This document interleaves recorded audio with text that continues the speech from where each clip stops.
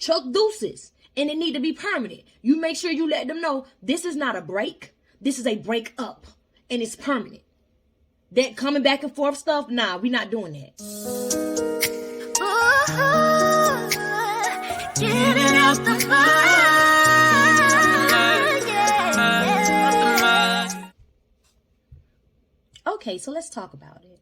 So, let's talk about how much you love yourself. Do you really love yourself or no? So I've been seeing a lot of videos with a lot of people coming out saying that in relationships, the person that they're with is wasting their time. They stringing me on for all these years and they just wasting my time. Okay. If you know that you want marriage or you want something more permanent and the person that you're with is not talking about that or not working towards that, why would you stay in a relationship with them? Like, why would you do that? The person that is stringing you along, even though in my opinion it's not morally sound, it's a very immoral thing to do, it's not necessarily wrong per se. Right? But the person that's stringing you along is not the problem. You allowing yourself to be strung along is the problem. That's what you need to address. You need to address why you're okay with being strung along. You've been with this person 8, 9, 5, 6, 7 years and they not trying to marry you. And you still there. Like, what more do you need? What other observation is there? Like, what? I'm not getting it. And then you want to complain about this person stringing you along. You allowed yourself to be strung along. The moment somebody show you they not on the same page as you, chuck them deuces. You got to love yourself enough to know what you want and what you will stand for.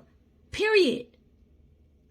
If you allow a person to have their cake and eat it too, guess what? They going to have their cake and eat it too. Prime example.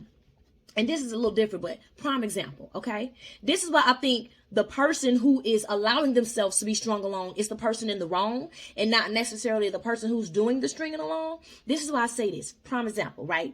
If you're working a job that you absolutely hate, you hate that job, it gives you anxiety, the energy is horrible, the vibe is bad, all that stuff, you absolutely hate it. You're more than likely going to keep that job until you find something else, until you find something that you actually want. People out here in relationships are doing the same thing. In my opinion, it's immoral to do. I would never do that. But you are just a placeholder for that person. Just like that job that you're on that you hate, that job is a placeholder until you find the job that you actually want. Okay? People in relationships out here doing that same thing. The moment you peak game, chuck deuces, and it need to be permanent. You make sure you let them know this is not a break. This is a break up, and it's permanent. That coming back and forth stuff, nah, we not doing that. Love yourself. Love yourself enough to walk away from something that's not serving you. Walk away from stuff that's not on the same page as you. Walk away from stuff that does not align with you.